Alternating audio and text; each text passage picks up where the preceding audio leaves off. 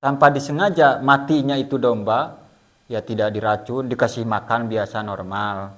Atau dombanya patah, mati atau patah atau jadi luka, tapi tidak disengaja, maka tidak usah mengganti. Mati ya sudah mati, gak usah diganti itu domba. Jadi tidak ada qadha. Jadi tadi kesimpulan udhiyah itu atau kurban itu ada dua macam. Satu ada yang wajib binazrin. Yang kedua ada yang sunnah. Dan yang wajib ada yang muayyan dan ada yang fid dhimmah. Yang dimaksud muayyan itu bagaimana? Muayyan itu kambingnya sudah ditentukan. Jadi kambingnya sudah ada. Contohnya seperti ini. Lillahi alayya an udhiya bihadhihi syat. Jadi kambingnya ditunjuk. Ya contohnya ini ke mana contoh? Ya kambingnya ditunjuk. Contoh mana? Ya untuk contohnya inilah. Ini kambing contoh. Lillahi alayya an udhiya bihadhihi syat. Itu wajib bagiku untuk berkurban dengan domba ini. Nah, ini disebut muayyan. Gitu ya. Atau tidak pakai lillahi juga sudah sah. Contohnya, ja'altu hadhihi syat udhiyatan. Saya jadikan kambing ini sebagai kurban. Itu pun sudah sah.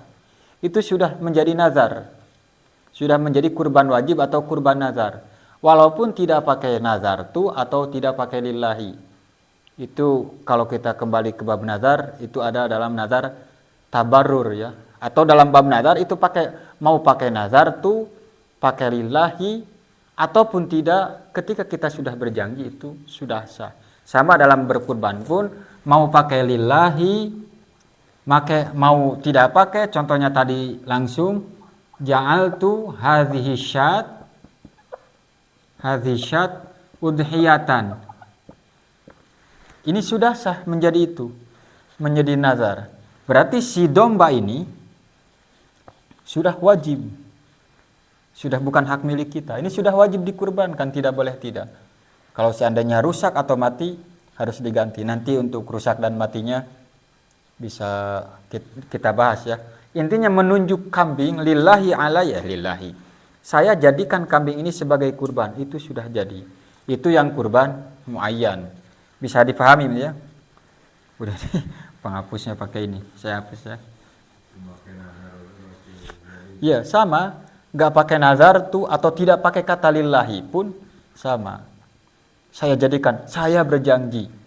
Atau saya akan kurban, itu pun sudah jadi. Atau untuk yang muayyan, kalau yang muayyan tadi ini sudah ditunjuk kambingnya, adalah kita punya kambing atau nanti jangan kambing orang aja. Yang kedua yang fid dhimmah. Fid dhimmah itu kambingnya belum ada. Contohnya lillahi alayya an udhiya bisyatin atau bibadanatin. Saya wajib berkurban dengan domba atau dengan unta. Itu sudah wajib. Itu namanya fid dhimmah. Atau hanya berkata begini, saya akan berkurban dengan domba. Itu sudah menjadi nazar. Harus berkurban padahal dombanya belum ada. Ini yang fid dhimmah. Kalau yang fid dhimmah, dombanya belum ada, baru ngomong. Yang ngomong, dombanya belum ada karena kita bukan tukang domba. Hanya dombanya beli dulu besok. Itu yang fid dhimmah. Itu pun sama wajib berkurbannya. Nah, dari fid dhimmah ini, fid dhimmah itu dalam bahasa kita itu tanggungan. Menjadi tanggung jawab kita untuk memenuhi janji kurban itu fid dhimmah. Anapun nanti kita sudah ke pasar lalu beli domba yang bagus, lalu ini untuk kurban, berarti itu sudah fid dhimmah, sudah muayyan. Fid dhimmah tapi muayyan. Bisa dipahami ya? Fid dhimmah tapi muayyan, maksud muayyan teh dombanya sudah ada. Beda dengan yang tadi. Kalau ini dari awal dombanya sudah ada. Kalau ini belum ada dombanya. Karek rencana ngomong nyeplos kata tangga, oi orang ada kurban. itu sudah menjadi harus kurban. Nah, barulah besok beli kambing. Setelah besok beli kambing, ditunjuklah di pasar itu, oh ini beli kambing, oh ini kambing ini, oh inilah kambing untuk kurban. Itu fiddimah sudah fiddimah muayyan, berarti domanya sudah ada. Ya bisa dipahami ya. Nanti ada konsekuensi hukum. Untuk yang nadar muayyan ataupun fiddimah, menurut masyhur ulama ini satu aturannya, orangnya tidak boleh memakan dagingnya. Satu, tidak boleh makan. Tulisannya tidak boleh makan. Walau sedikit pun. Itu yang dasar yang ini, yang biasa-biasa kurban di kita-kita. Baik yang muayyan ataupun fiddimah. Ini yang kurban wajib itu untuk masyhur ulama ya. Masyhur ulama itu tidak boleh memakan sedikit pun. Aturan kedua untuk dagingnya. Yang kedua, tidak boleh diberikan sama orang kaya. Itu tidak boleh diberikan sama orang kaya. Jadi itu fakir miskin aja. Itu fakir miskin. Itu tulisannya fakir miskin. Tulisan susah nulisnya. Itu. Untuk yang ini ya, satu tidak boleh dimakan, dua tidak boleh diberikan sama fakir miskin. Itu. Fakir miskin orang kaya. Oh, tidak boleh diberikan sama orang kaya. Itu untuk aturan ini, untuk yang muayyan. Itu. Nanti ada aturannya lagi, bagaimana kalau ini rusak. Ya. Langsung saja sebelum membahas yang sunnah ya, kita bahas bagaimana kalau ini yang muayyan dulu. Kalau dombanya hilang atau dombanya rusak atau mau mati atau apa saja. Ini ada aturan beda, ada aturannya lagi. Ini untuk yang muayyan, seandainya domanya cacat atau rusak, maka ada aturannya seperti ini. Satu, kalau bila taksir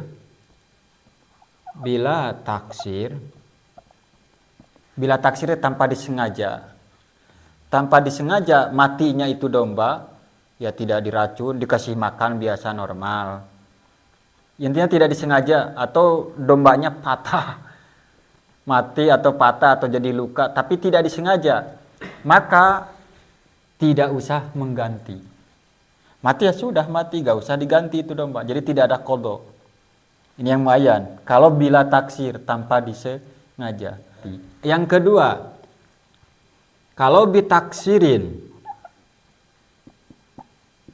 matinya dengan sembarangan, ceroboh, baik tidak dikasih makan atau dikasih rumput yang mematikan, mungkin dikasih di ngarit rumputnya ternyata di round up, hanya dombanya mati, itu kan ceroboh ngaritnya. Maka ini awas, menggantinya satu, harus diganti dengan domba yang lebih baik.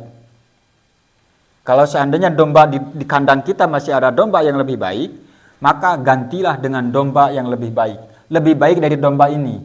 Satu, harus diganti dengan domba yang lebih baik. Bisa dipahami ya? Kalau seandainya tidak ada domba yang lebih baik dari ini, tidak ada dombanya di kandangnya cuma satu-satunya domba. Yang ada yang domba tetangga. Kalau seandainya tidak ada domba yang lebih baik, maka belilah dua domba. Beli dua domba, anggap domba yang bisa melengkapi. Contohnya kalau ini kan sempurna, ini dua domba. Kalau ini karena tadi kan tidak ada yang lebih baik, maka untuk menutupinya belilah dua domba yang saling melengkapi. Maksudnya saling melengkapi, contohnya kalau yang ini domba yang satu ini tanduknya bagus, bulunya bagus, ganteng lah dombanya, iya seimbang. Tetapi badannya tidak terlalu gemuk. Kalau yang ini tanduknya biasa, bulunya malah hitam, tetapi gemuk. Berarti ini bisa saling melengkapi. Nah, jadi untuk kesimpulannya, untuk yang muayyan, kalau matinya tidak disengaja, maka tidak usah diganti dombanya. Kalau disengaja, maka satu harus diganti dengan yang lebih baik. Kalau seandainya tidak ada yang lebih baik, maka harus beli dua domba yang sekiranya yang satu dengan yang satunya bisa saling melengkapi, sehingga bisa masuk ke kriteria yang domba yang pertama itu. Bisa dipahami ya? Untuk yang ketiga, untuk yang muayyan. Kalau seandainya dicuri, dombanya dicuri, bagaimana ini? Ini pas besok mau lebaran, pas takbiran dombanya malah dicuri. Kalau seandainya ketemu pencurinya, maka ambillah lagi domba itu.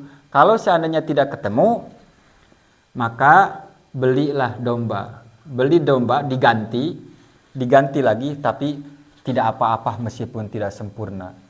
Jadi domba yang lebih rendah dari kualitas ini nggak apa-apa. Itu kalau dicuri.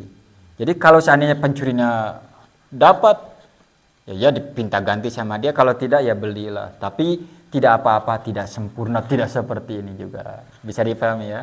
Itu untuk yang muayyan. Untuk yang kedua, untuk yang fid dhimmah. Ada perbedaan dengan ini.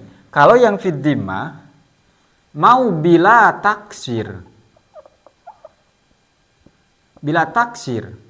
ataupun taksir, sengaja ataupun tidak sengaja, maka harus diganti. Ini harus diganti. Ya contohnya gambarannya tadi, saya itu belum punya domba, ngomong kurban, saya mau kurban besok, padahal dombanya belum ada, berarti termasuk fid dhimmah. Besok saya ke pasar, belilah domba. Sudah ada dombanya, berarti sudah jadi muayyan fid dhimmah. Sudah muayyan fid dhimmah. Ternyata pas malam dombanya mati kecapean di mobil. Nah, itu kan matinya tidak sengaja kan, karena kecapean. Mau tidak disengaja seperti begitu, ataupun disengaja disembelih, atau sengaja diracun, atau sengaja apa, itu mau disengaja ataupun tidak disengaja harus diganti. Untuk kurban sunnah itu dari awalnya tidak ada pembicaraan untuk kurban sama sekali. Tidak ada obrolan dengan tetangga, saya mau kurban atau saya mau apa itu. Begitu hari raya dia bawa kambing, dia sembelih. Itu kurban sunat. Tapi kenyataannya di masyarakat begini, dia itu contohnya beli domba ke pasar, ditanyalah oleh tetangga atau Kumang Jono ditanya, untuk apa itu kambing? Untuk kurban. Kan ngejawabnya gitu ya, untuk kurban. Nah, ketika jawaban seperti itu, maka itu sudah menjadi kurban wajib. Kalau hanya menjawab untuk kurban, itu menjadi kurban wajib, tidak menjadi kurban sunat. Ada sebagian mutakhirin untuk meringankan lah. Contohnya, besok kan hari raya, sekarang beli kambing. Ada yang nanya di jalan, itu kambing untuk apa? Jawab saja, untuk kurban sunat. Itu ya. Untuk kurban sunnah. Ditambahan ini. Untuk kurban sunnah. Itu tinggal ditambahan itu. Ya. Tinggal ditambahan untuk kurban sunnah. Tapi ini juga hanya sebagian ulama mutaakhirin. Untuk yang masyhur, ya. Untuk yang masyhur, kaul yang masyhur, kebanyakan ulama, meskipun kita menjawab untuk kurban sunnah, pakai kata-kata sunnah, maka itu kurban sudah menjadi wajib. Ya. Tetapi ini ada dua pendapat ya. Berarti untuk kaul yang masyhur, perkataan kurban sunnah itu hukumnya menjadi wajib. Menjadi kurban wajib dengan kata-kata kurban sunnah pun. Tapi ada ba'dul mutaakhirin. Itu sebagian ulama mutaakhirin, tidak semua. Berarti untuk yang masyhur, untuk lebih hati-hatinya, mengatakan kurban sunat pun itu menjadi kurban wajib. Tetapi untuk mengamalkan ba'dul mutaakhirin, ya gak apa-apa. Tapi gak apa-apa itu untuk siapa? Untuk lil ami, orang yang tidak tahu. Tetapi kita kan sudah tahu. Berarti ketika kita beli kambing besok, untuk apa? Untuk kurban sunnah. Berarti sudah menjadi wajib karena kita sudah tidak termasuk ami lagi lah. Seperti itu. Itu ya untuk kurban sunnah. Lalu bagaimana atau kurban sunnah yang sebenarnya itu? Satu, memang tadi ini solusinya untuk orang umum, ya untuk masyarakat-masyarakat yang tidak tahu, bahwa kalau mau kurban sunnah, ya tambahilah pas menjawab orang itu mau kurban sunnah. Gitu. Berarti ngikut ba'dul mutaakhirin lil ami itu boleh. Itu ya menjadi kurban sunnah. Lalu untuk kita-kita yang sudah tahu kurban sunnah itu seperti apa? Itu untuk kita-kita yang tahu kurban sunnah itu intinya kita tidak berbicara, langsung saja ketika hari raya sembelihlah kambing, bismillahirrahmanirrahim, nawaitu sunnatal udhiyati lillahi ta'ala. Lalu yang kurban sunnah, ketentuan kurban sunnah seandainya ini menjadi kurban sunnah ya, meskipun tadi untuk yang masyhur dikatakan kurban sunnah pun menjadi wajib, intinya mau kurban sunnah berarti geus pencit bagikeun. Tinggal nanti aturannya. Aturannya yang kurban sunnah, seandainya kurbannya mau kurban sunnah untuk lil ami ya. Bukan lil ami. Seandainya mau jadi kurban sunnah ini ada kalau ini mutlak ya. Satu, orang yang kurban tidak boleh makan, dua, tidak boleh diberikan sama orang kaya. Itu. Ditukar-tukar. Bukan ini tidak bisa. Oh, kalau tukar beda lagi itu. Kalau tukar daging beda lagi. Intinya masih orang yang kurban dan orang yang wajib dinafkahi oleh mereka, baik hakikotan atau hukman. Maksud hakikotan hukman ini begini. Contohnya kan orang tua yang wajib dinafkahi itu siapa? Anak atau orang tua. Bagaimana kalau orang tuanya kaya? Itu kan sudah tidak wajib dinafkahi kan? Atau anak kita kaya, itu kan tidak wajib dinafkahi.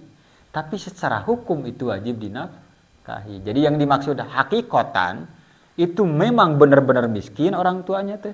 Yang dimaksud hukman dan dia mah tidak miskin. Hakikatnya makan tidak miskin karena kaya, tetap mau miskin mau kaya, mau jadi fakirnya teh baik secara benar-benar fakir ataupun hanya hukumnya gitu. Atau wajib nafkah teh memang benar-benar wajib dinafkahi gara-gara fakir ataupun tidak, maka tetap tidak boleh makan itu.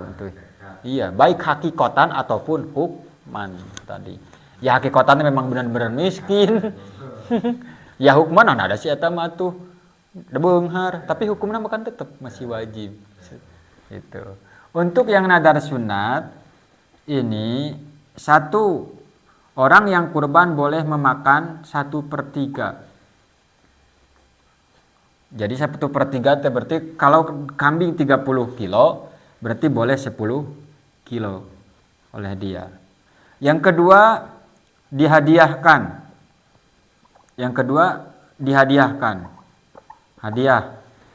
Hadiah mah boleh berarti mau ke siapa saja.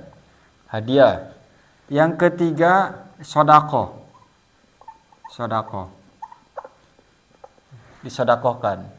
Jadi 1/3 dimakan sendiri, 1/3 dihadiahkan, 1/3 disodakohkan. Untuk yang kurban sunnah ya, itu. Atau 1/3 dimakan, yang 2/3-nya disodakohkan, boleh seperti itu. Yang 2/3-nya disodakohkan. Terus aturan sodakohnya, ini aturan pemberiakannya.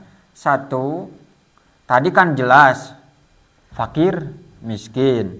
Satu fakir, ya fakir miskin lah plus miskinnya. Yang kedua untuk ini mah boleh diberikan sama orang kaya.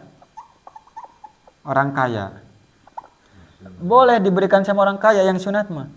Jadi orang kaya boleh dikasih kambing, dikasih daging. Tapi awas, dengan catatan tidak tamlik. Maksud tamlik itu tidak boleh diberi kebebasan.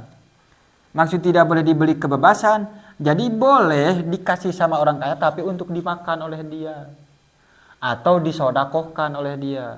Contohnya siwa kaya dikasih daging kurban, boleh dikasih mah, baik mau dimakan ataupun disodakohkan. Yang dimaksud tidak boleh tamlik tidak boleh untuk dijual. Tidak boleh untuk dijual itu. Jadi tidak boleh dagingnya dijual. Tapi kalau si orang miskin mah, si orang miskin cenderung diberi daging kurban, dikasih daging kurban. Ini mau dimakan silahkan, mau dijual silahkan. Ini orang miskinnya. Fakir miskin ketika dikasih daging kurban, mau dijual silahkan, mau dimakan silahkan. Tetapi orang kaya mah hanya untuk dimakan. Atau kalau tidak mau makan ya dikasihkan. Yang penting tidak boleh dijual. Itu untuk kurban yang sunnah seperti itu. Itulah sepintas tentang bab kurban. Semoga bisa dipahami dan semoga kita bisa berkurban. Jangan jadi korban terus. Itu yang kurban. Terima kasih.